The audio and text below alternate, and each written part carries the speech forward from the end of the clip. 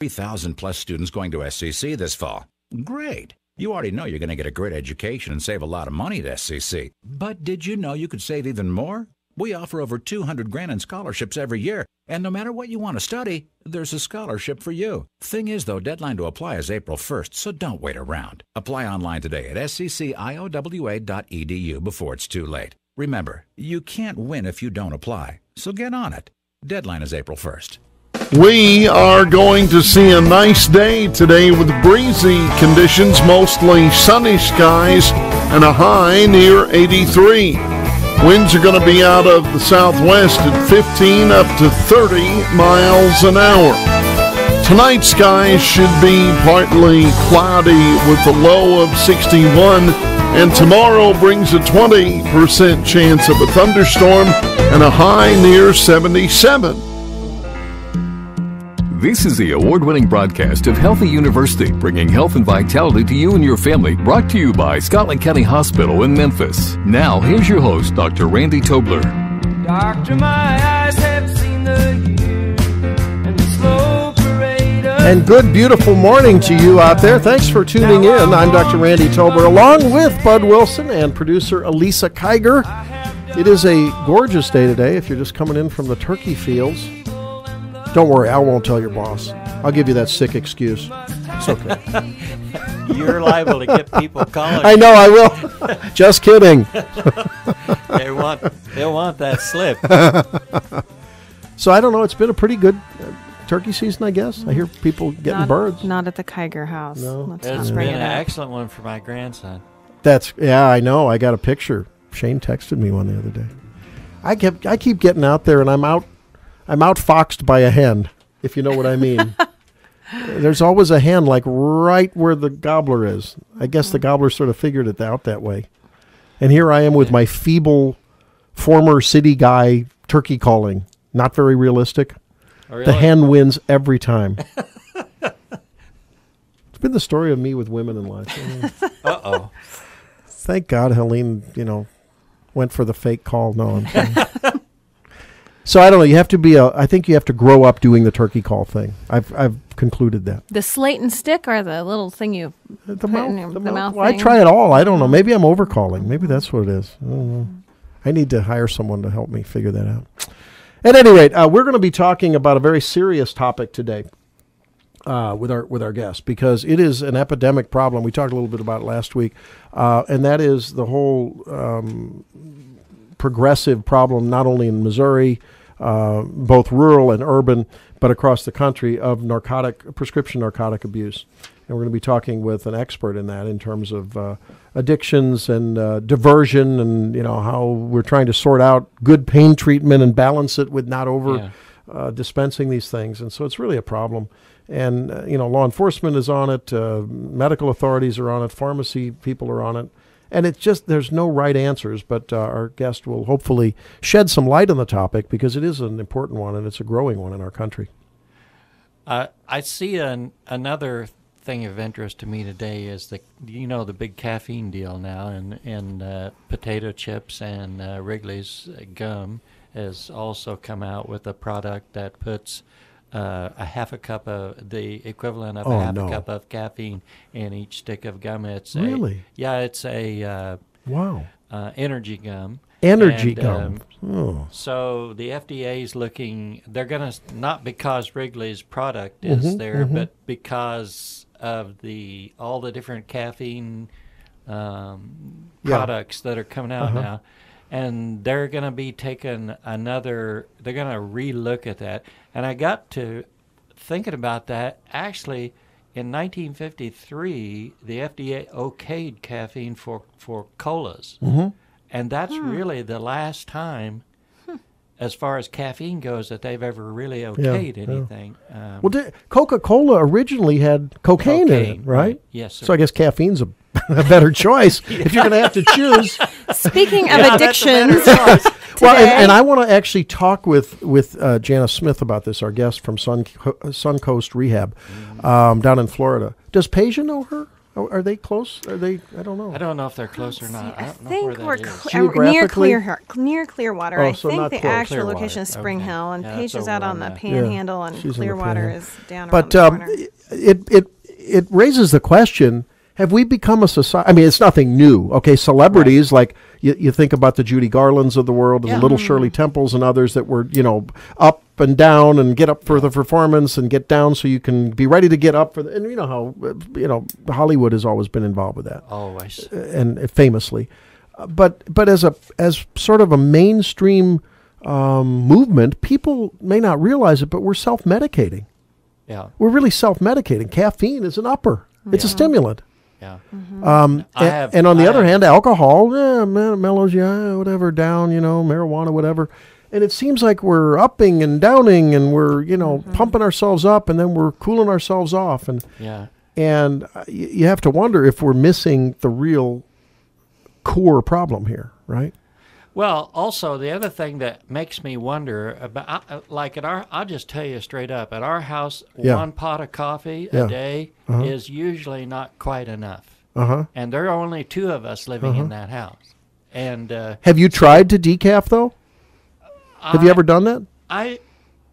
I've always been told the decaf is as bad or worse than the caffeine. No. I don't mean switch to decaf coffee, but use it as a method, as a tool to help you get off caffeine. I just quit drinking it. Yeah. Like I start drinking water instead. And how's that work for you? It works fine. Yeah. So why do we do it? Why do we do the caffeine? Because there's no taste in water. I guess you can buy it now with different tastes, but. So it's for the flavor of the coffee that you drink it. Mostly I'm falling back on what Elise has said all along. The real primary reason for it a vehicle for sugar. And cream, half and half, and sugar. Cha-ching. I mix. I'm Have you the ever only seen my guy that- cocktail? No, I haven't. I'm the only guy that pulls in to McDonald's and orders a large coffee with 2 Splendas and 7 cream. I'm with you. And There there's you this go. large pause So from the person in the window, and they're like, say that again. Yeah, Now, repeat. you But did I want hear you what? right? Did I get that right? So, Elisa, do you order a little coffee with your sugar? Is that You how know, it is? I am Yeah. I can't not allow anybody to mix my coffee because it's such a detailed cocktail that I mix every morning. So I would never drive through McDonald's and get To mine. actually get that coffee that you want, that's very Exclusive I have- breaking news here on Healthy University and I KMEM. have Nobody to mix makes it, it my, right. Here she is in studio, the Bible Grove barista. Here she is.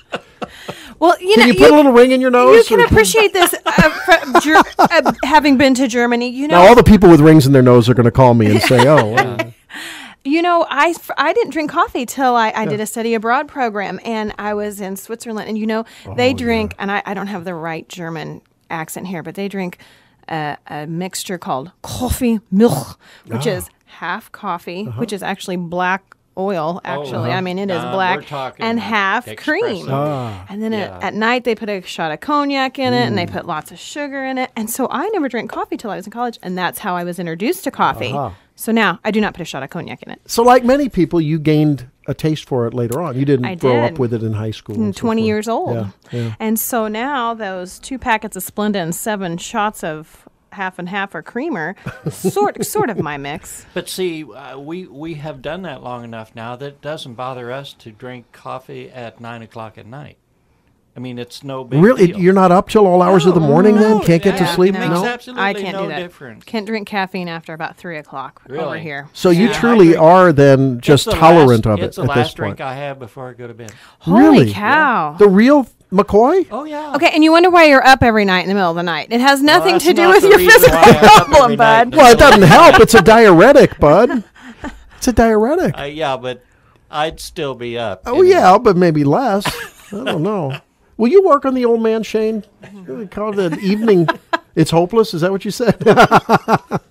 I can't not drink anything after 6 in the evening like some people do that. So, and they can really do that. Not this old boy. I can't do that. Yeah. Well, water might be a better choice, It's not good for your esophagus either to drink coffee that late.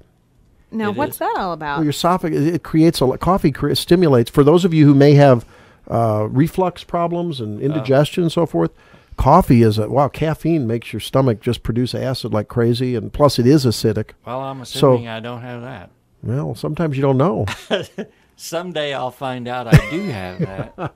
So, at any rate, interesting stuff coming out. Energy gum.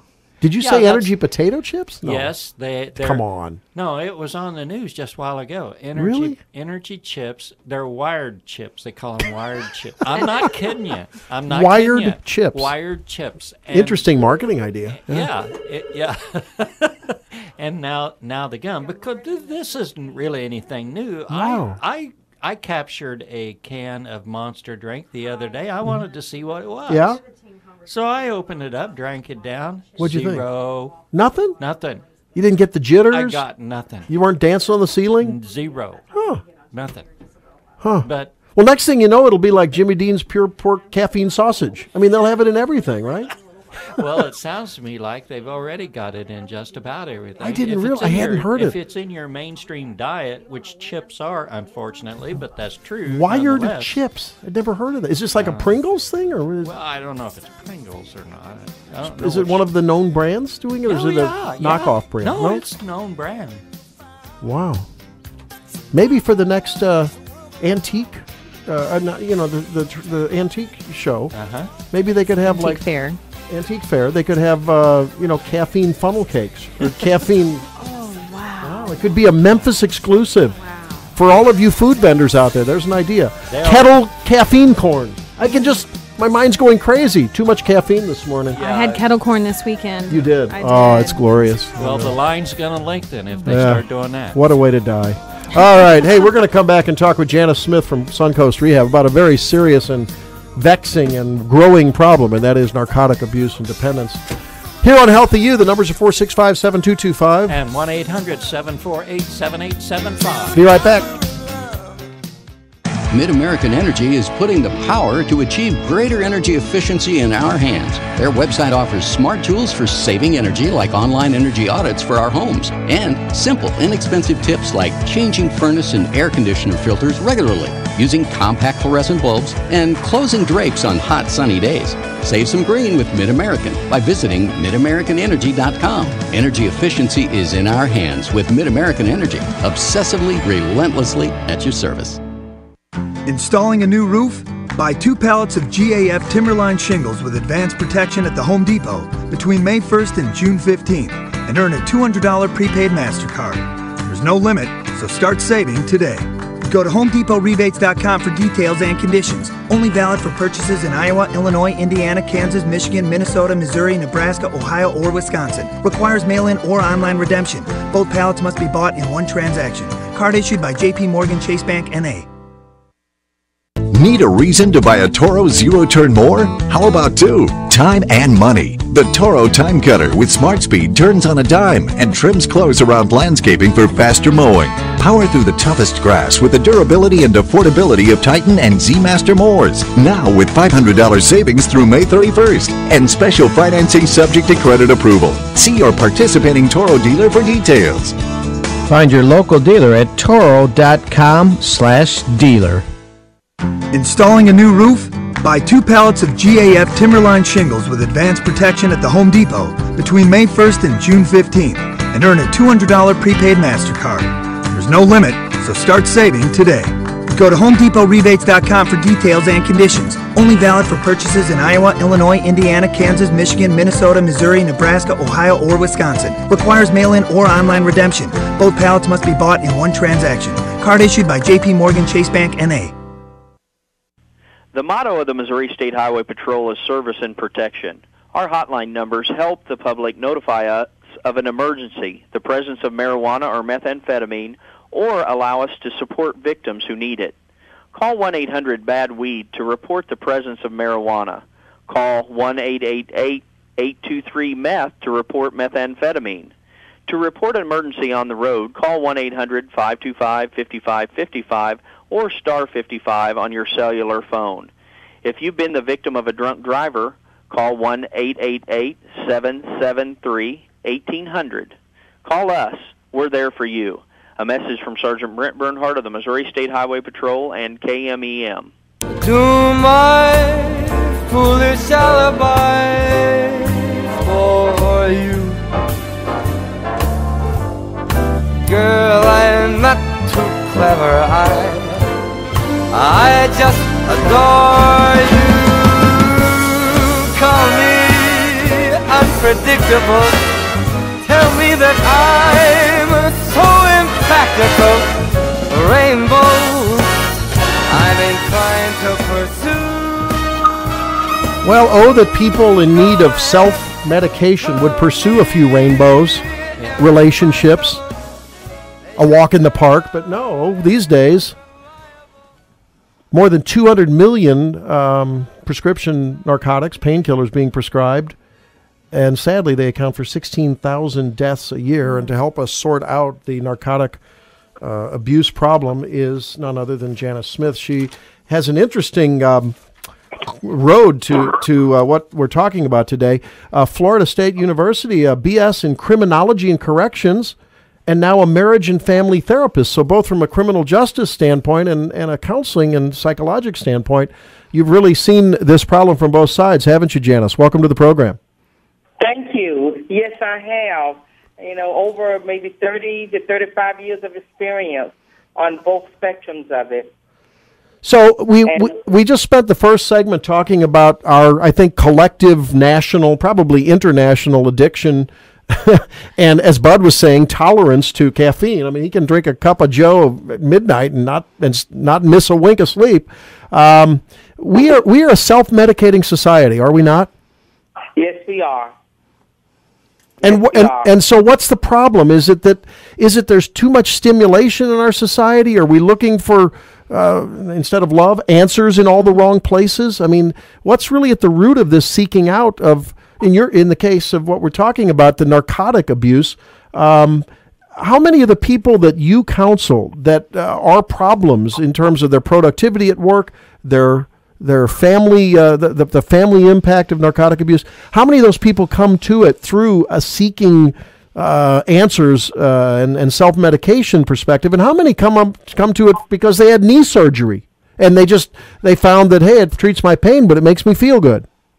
Well, they don't come to me at that time and phase in their life. They come to me once they're already addicted, and once it has interfered with certain areas of their life, and they are either forced to get some help through some type of system that they might have come in contact with, or through family, or through, the fact that they realize something is wrong and they come to me. But by the time I get to them, it's already has progressed into an addiction. And it's not just I'm taking it and something is wrong and I don't know what it is. So by that time, because of the luring effect of these pharmaceuticals, and the effect that it has, as far as satisfying the pleasure center of the brain, they will continue to use in spite of consequences like the ones that you just mentioned, so they will continue to use. So some other entity in their life would capture them and say, hey, this is an issue. You're either violating the law,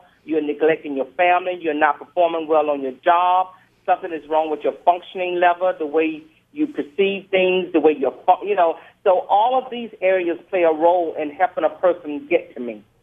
You understand what I'm saying? Absolutely. Janice, one of the things I wondered about is, there's so many reality TV shows like Intervention that we see now on TV. At the first day at your facility, what's it like? Is that kind of really the way it is, or what happens? No, at the facility, fortunately, I've been doing this type of work for maybe 30 years, but 14 months ago, I embarked on a program that pretty much changed it pretty much enhanced it. It enhanced my ability to be able to really, really deal and understand how the underlying issues can play out, the lack of dealing with it can play out in an addicted person's life. I started work for Suncoast Rehab about 14 months ago, and I am used to traditional treatment environments where the person goes and they get clean, they detox, they get clean, and on a on a generic level, they may address some of their issues. Right. But Suncoast Rehab actually helps the addicted person develop life awareness skills and life management skills. It helps them to, it really addresses the issues where drug abuse preys on. And that's unlike other treatment centers. So what I'm seeing now is that in order to deal with the whole person, to actually deal with this particular growing challenge that we have in a holistic way, is that we have got to actually deal with all of the issues that this particular phenomena is preying on. And I can give you some of those issues if you might, because these are the things that if a person does not work on, they will stay addicted and they will continue to be enslaved to a lifetime of abuse and addiction. Sure. So what we were talking about is true then. I mean, unless you really get at the core issues for which people were trying to escape, treat, cover up, sweep under the rug, salve their souls with whatever prescription narcotic du jour they could get, unless you address those dysfunctions in their life, you're not going to get very far with helping them withdraw from narcotics. Exactly. And what I think that the addicted person doesn't realize is that because some of them, they feel that their addiction is not intentional. And I really don't believe that any addiction is, but some of the ones who come for pain, like as a result of maybe an accident or some type of chronic pain that they're experiencing, if they get addicted that way, sometimes the challenge is difficult because they don't feel that it is something that they did to themselves. But what they don't understand is that when you're taking pain medication for any pain, it doesn't matter how it came about, the euphoric detachment that it actually that the medication provides for the pain, it also provides a euphoric detachment on the emotional pain as well. That's any issues that you may have in your life. And then that's when it meets the addiction. That's when addiction begins to set in, because long after the problem may go away that you originally sought the pain medication for, you'll continue to want that type of relief and want to feel that way because it actually appeals to the pleasure centers. And it's easy to numb existing emotional pain as it is to numb existing physical pain. Mm-hmm. So people don't quite understand why they need all this treatment, because their problem is more physical. It came from a physical complication that they were experiencing. And that's where I began to challenge them in their life and begin to probe a little bit, because there are a lot of extenuating issues that a person can go through in their life, emotional trauma, from families or incidents or issues that they have gone through. So that's why they don't understand why they should probably get treatment the way they should on the level that they need to. And if you don't mind me, I would like to pretty much list and indicate the issues that Suncoast will address that probably not normal traditional treatment centers will. Let's do that. But before we do that, maybe we can do that after the break. Before we do that, Janice, I think it's important that we point out that there are the majority of people taking painkillers, the vast majority. I can think of personal friends and family who have had orthopedic trauma with lingering pain. They have been on, they take one or two, Tylenol with codeine every other day, and they've been doing it for 20 years, and they have a stable prescription. I have patients like that. Those aren't the people we're talking about. Those people are taking it for chronic pain, a stable prescription. They don't use it for any other reason.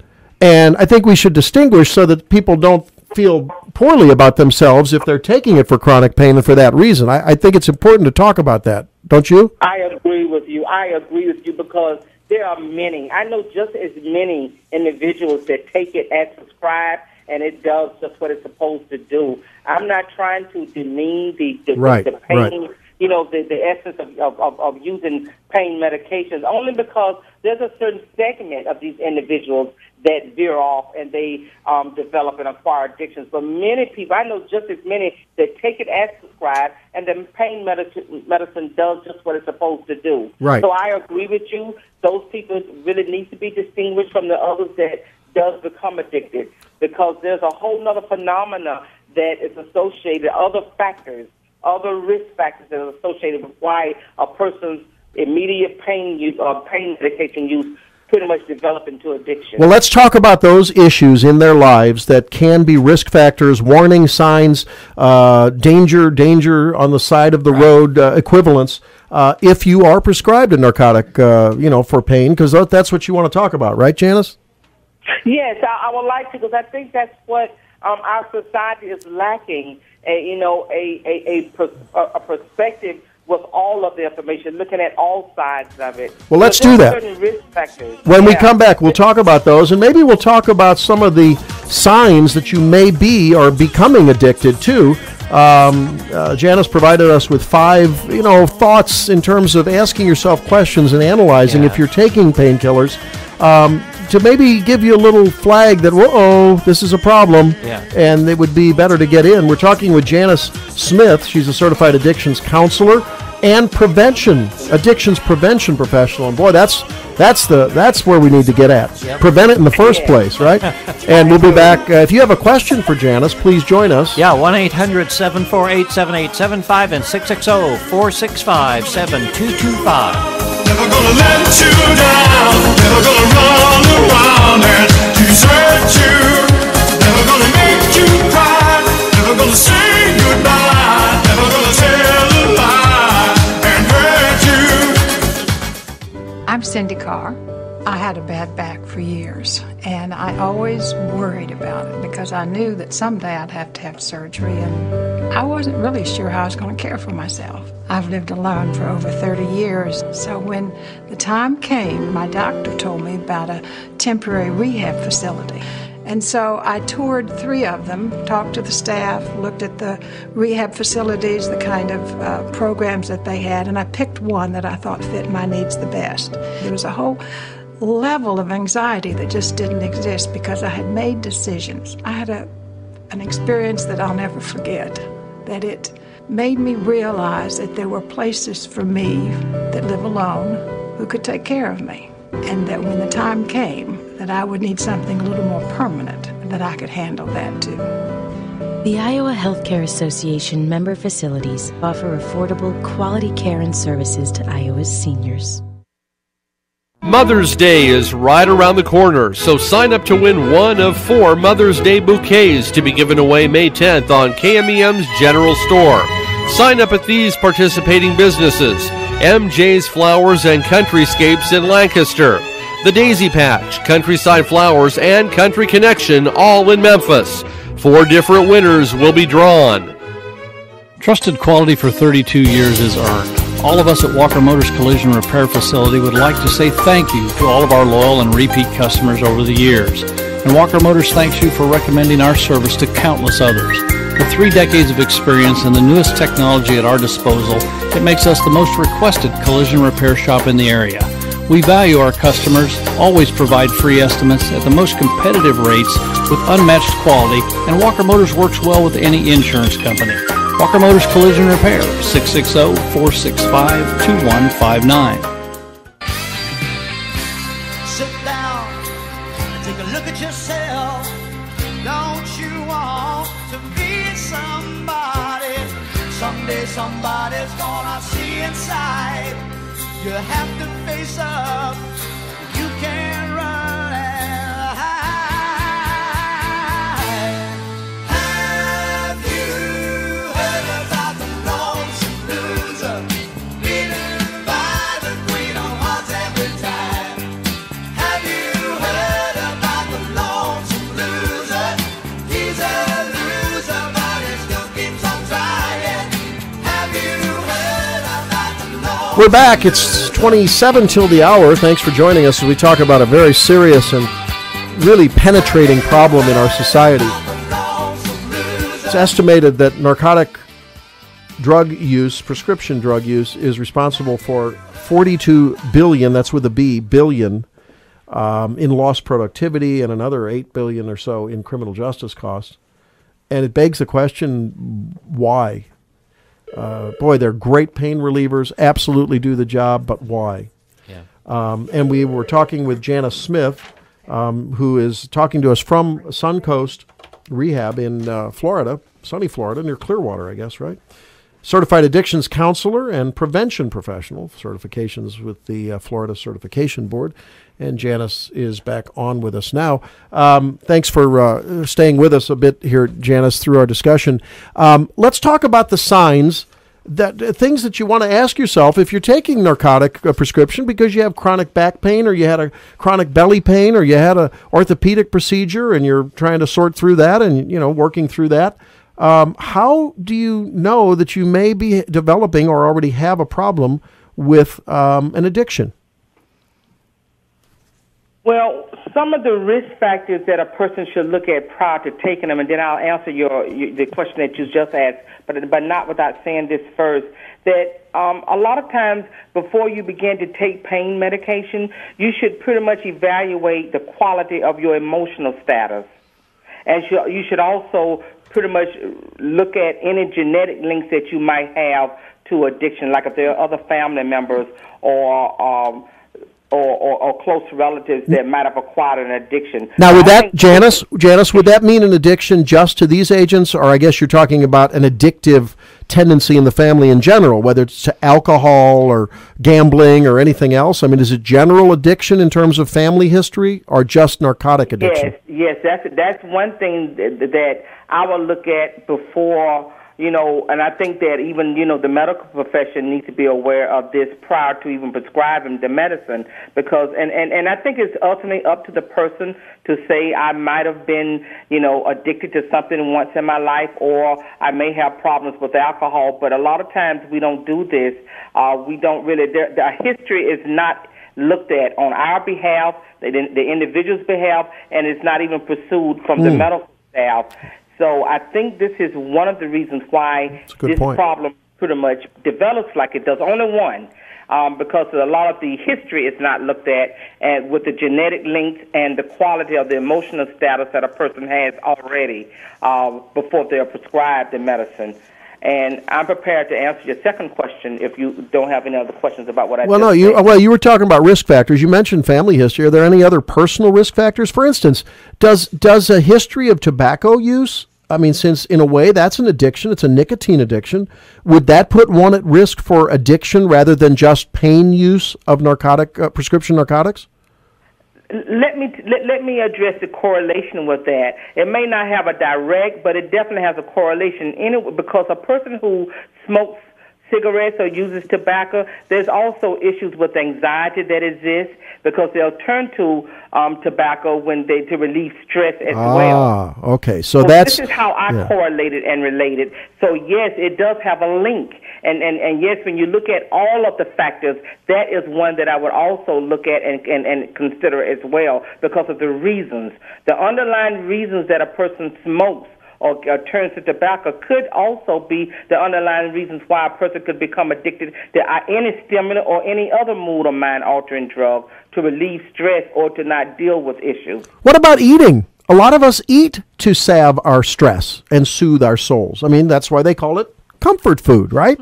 So, I mean, if you're the person who tends to, oh my gosh, the deadline is staring me down, and I got a final exam. Here we are, final exam time in America, right? For whether it's high school or college, and end of course in high school, and finals in college, and oh my God, get out the chips. And as Bud said, now you can get stimulant chips even. I mean, so I guess anytime, I guess what I'm hearing you say, Janice Smith, is that anytime you look outside of yourself towards some answer for the inner stress you're having, rather than some, whether it's religious answer, some spiritual answer, you may be treading on thin ice there. Is that what I'm hearing? I agree with you wholeheartedly. And with specifics to eating addictions, people who have a tendency to use food, food is used like a drug. It is used because people stuff their feelings that way, and they're eating their feelings, or not, whether it's anorexia or the bulimia. So I do put food in the same category in terms of the comfort, to get comfortable and relieve the comfort level and to deal with stress. There are many people who have a certain value against using any medications, but yet they'll use food instead. All right, so now let's talk a little bit about the the warning signs. You had 5 different statements here. One was using painkillers for reasons other than pain relief. We talked about that. Taking painkillers to change your mood. I mean, you may not be having pain, but it's like, well, I'm nervous because my child just got scolded at school and they're on detention and they're making a D in the class. And, well, I don't know, maybe I'll try a Vicodin. Might make me feel better. So, I mean, that's an obvious one. Here's one. You want an increase in your painkillers, even though your doctor hasn't recommended it. How does the doctor know, though, since we can't really do a blood test for pain? Because this is something in doctor land we are struggling with, and you probably are in the thick of this battle with some of your clients and their physicians as well. I mean, when a patient says, I'm having pain and I'm doing more rehab now because I'm 3 weeks out from my knee repair, and boy, they're really working me, or my shoulder. Wow, they torqued on me in physical therapy the last week or so, and I'm hurting more. Therefore, I need more pain. We can look at things like vital signs, like the blood pressure, the pulse, and so forth, and that can give you a clue. But boy, doctors are being told by medical licensing boards on the one hand, you're under-treating pain, and the 1 through 10 pain scale is now the new vital sign. And on the other hand, don't overprescribe narcotics. So how are doctors and patients supposed to dance that dance to get them effectively treated without overprescribing? Everybody needs to be on board. There has to be honesty on behalf of the patient as well. And then I do believe there are other things that the doctors can do. I mean, sometimes if you do blood work, it can pretty much measure the amount of medication that's in your system, and probably other diagnostic testing could pretty much determine whether the pain is legitimate. But a lot of it you can't. A lot of it you can't. You have to take the patient at his word. I do believe that the doctor should come on board and be more vigilant about it whenever they want prescriptions filled too soon. And the other thing, or there is no progress made. Okay. So that's what I tell my patients. Say, look, there may be a day or two in your recovery where you'll need more than you did the day before, but overall, it should look sort of like the stock market did when it was falling in 2009. I mean, basically downhill in terms of your use of narcotics, but there's a few up days, and if I don't see that kind of a trend, I get a little worried, Here's an interesting one. You're taking your painkillers even though you don't have any pain, but you're taking them just in case to keep the pain away. That's an interesting one, Janice. Yes, it is, and I think that's when it begins to borderline dependency, where the tolerance is beginning to increase. I think that because a lot of times people who are seeking pain medicine, in their minds, they are in pain. And so it's just like how with alcoholism, how the alcoholic will prepare all kinds of scenarios just to validate their use, continued use. The same thing exists with prescription pills. It's the same phenomena that goes on where they would exaggerate the pain. Right. They'll actually prepare to, they'll use more than what they're supposed to. They'll make excuses as to why they should use it ahead of time, why they should have some in their system already. So you got the same, because once it begins to develop into dependency and then borderline addiction, I think you're going to find some of the manipulative behaviors and people who are on pain management just as any other addiction. It's just no different to me. There's no difference. Janice, have you got a website? I think we should probably talk about that while we have the opportunity to. Okay. Do you have a website address? Yes, it's J. You want my email? No. We were looking for your website. Is that suncoastrehabcenter.com? Exactly, yes. Okay. Uh-huh. Okay. Now, let me. You talked about sort of getting to the core issues, the problems, the life problems that people are struggling with, and often are intertwined with narcotic abuse. And that seems to be something that Suncoast has a mission to do, to really sort of work on those things as well. We hear a lot about things like naltrexone and other agents that help take away the craving while people are sorting through these issues. Does Suncoast use that kind of medical therapy, anti-addiction therapy, along with the counseling therapy? No, we don't believe in using medicine to deal with other medicine-related problems. We just don't believe in dealing with other pharmaceuticals, using other pharmaceuticals to deal with that. So replacing one with another is not the answer. But yet you boast a 76% success rate. Now, is that long-term success? I mean, 3, 4, 5 years down the road? Yes, it is. It's long-term success. Wow. We use tracking methods with our with people upon reentry back into the community, and we're in constant contact with them, monitoring them. We have a strong relapse prevention plan that we help them to develop as well once they get out.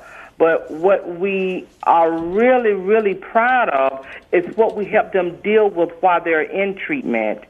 And some of those things I would like to go over with you if you don't mind. Sure, you bet. Please do. Okay. Well, many people in my 30 years of working with addictions, I've learned that many people with addiction problems, they lack effective communication. They don't know how to communicate effectively. And believe me, it has a link to using, because the frustration from that and the disturbance and the miscommunication from not being able to communicate effectively can cause a person to use as a way to deal with it. So the lack of effective communication, I feel that we deal with at Suncoast. We also teach our students how to confront. And we also believe that not being aware of the internal power and the external power and that you can have to deal with your problem and function is one barrier that an addicted person has, and we do address this at Suncoast.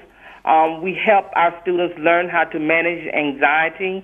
We help them to develop resistance skills so they can actually combat the temptations to use and the interactions that could actually that could cause and prompt a person to use. We help them to learn how to connect and have true and meaningful relationships with not just their family, friends, and significant others, but with society. We help them with that attachment and help them to learn the effectiveness of and the importance of being connected to your society and the universe. We also help them to learn how to develop patience, because the lack of learning and having patience will make you react. You know, patience, even when your cravings come about, you have to have patience to wait them out, and you have to actually know what to do in order to deal with those cravings, because they're going to leave whether you give in to them or not. But you got to have patience, and patience will help you to be able to manage conflict in your life and be able to understand and embrace the cravings. Also, we help you to learn how to recognize danger and high-risk situations and help you to learn how to actually deal with that.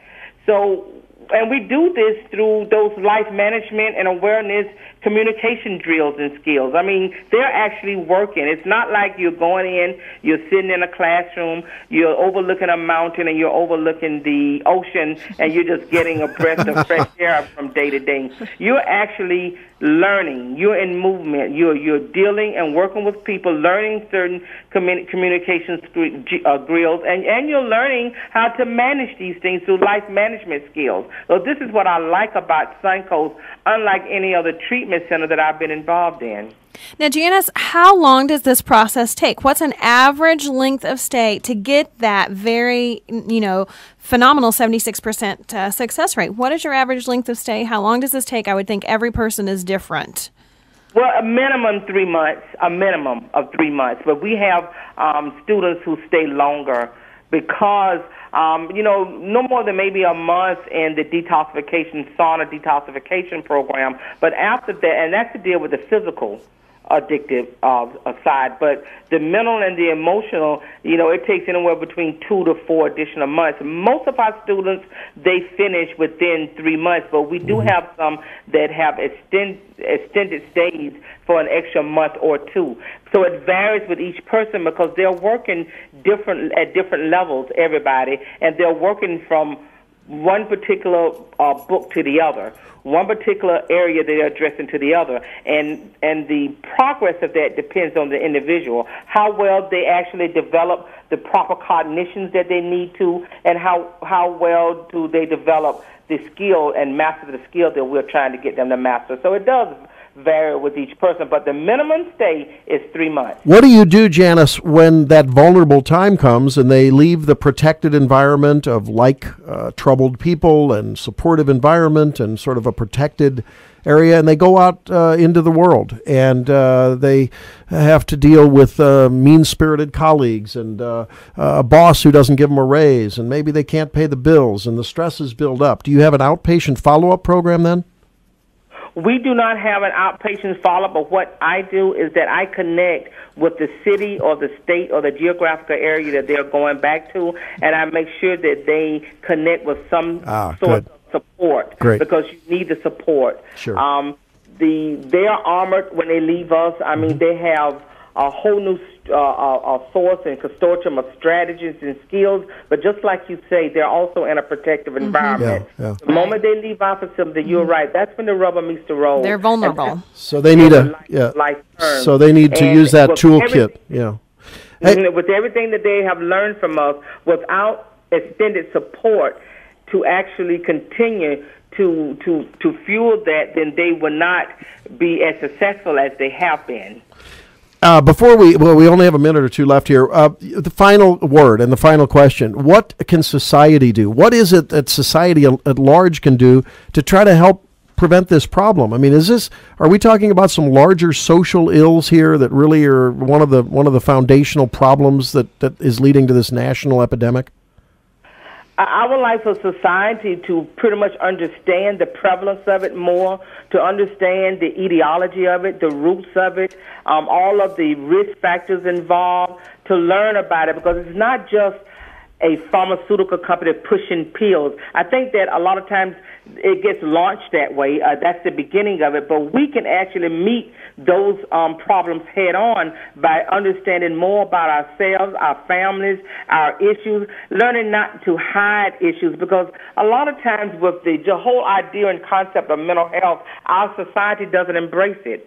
You know, we are taught to hide in areas where we need to be actually talking, and we're taught to be a closed system and not an open system with our families. You know, and these particular issues need to be talked about. If something hurts you, no matter how minute it might be to one individual, it is real to you if it affects and impacts your life in a way. Many people won't even. You know, they'll sit on and they'll hide and they'll actually repress and suppress feelings or issues in their life, and they won't seek proper help or any kind of support. It is important for us to know that all of us, it doesn't matter what social class, it doesn't matter who you are, we come across challenges in our life, and we need to uncover this from our families. That's right. We need to stop keeping secrets. We need to talk about our pain and issues, and we need to have a lot of particular sources available to help people who deal with normal, to learn how to deal with normal stress. I think it's our coping skills is what we lack. Well, Janice, you have been a passionate and articulate spokesperson for the whole problem. And hopefully folks were motivated, if they think they have a problem or someone they know or love and can talk to has a problem. We would encourage you all to do that. And you might want to log on to suncoastrehabcenter.com. It's a nonprofit, and you can tell Janet is the real deal, and her passion shows through. Janice Smith, thank you for being with us. We do appreciate it. Thank you so much, anytime. Thank you. Take care. Bye. All right, we're going to come back and talk about some jewelry sale, right? That'd be a good thing to get addicted to, right? Yeah, because it only costs $5. All right, Bud will come up with the details after that, and we'll wrap it up. One more segment left here on Healthy You. Thanks for staying with us.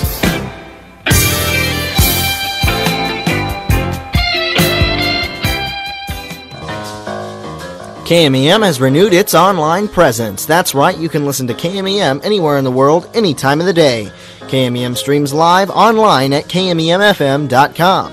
Along with streaming services, you will find the latest news, weather, and obituaries, and not to mention many of your favorite shows in audio form. Just click on the one you want to hear, turn up your speakers, and sit back and relax. It's just that simple. Check us out online at kmemfm.com.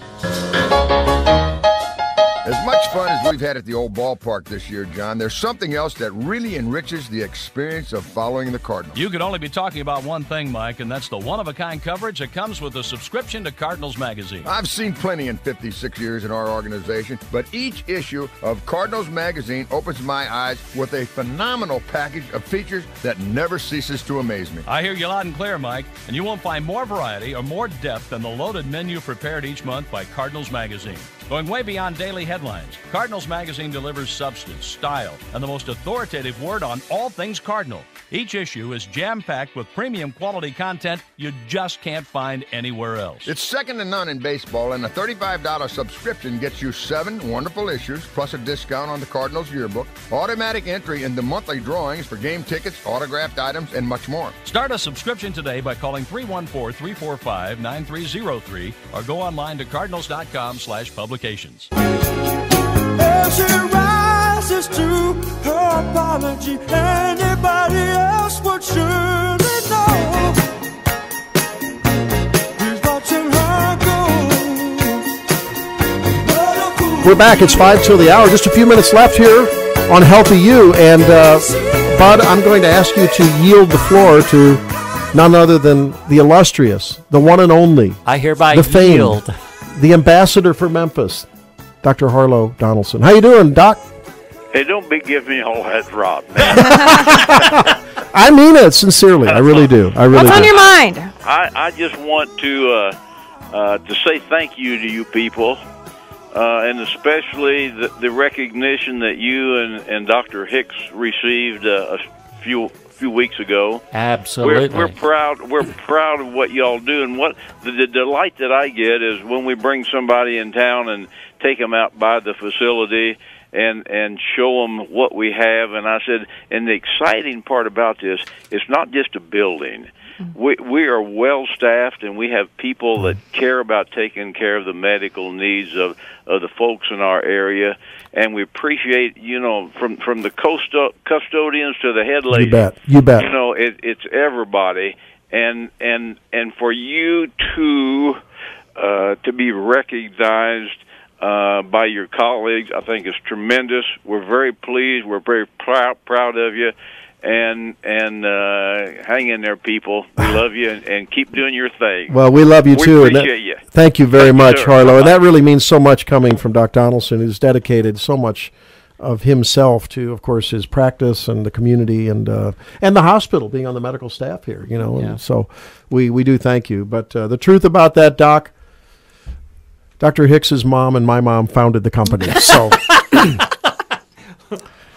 Every doctor in the facility deserves to be on that list. And at any rate, so thank you for that. We do have an amazing cavalcade of people, and you hear them here on the radio. I mean, we bring one in after another. Last week it was Jennifer and Cassidy from the OT department, and whoever we bring in, I mean, they are nationally qualified and could stand toe-to-toe with the best of them at Mayo or anywhere else. And we're so pleased, and I'm privileged to really practice with such a great collaboration of people. And they choose to be here. That's awesome. That's right. Well, that's a great community. It supports the hospital, and we, as the hospital, try to support the community as well.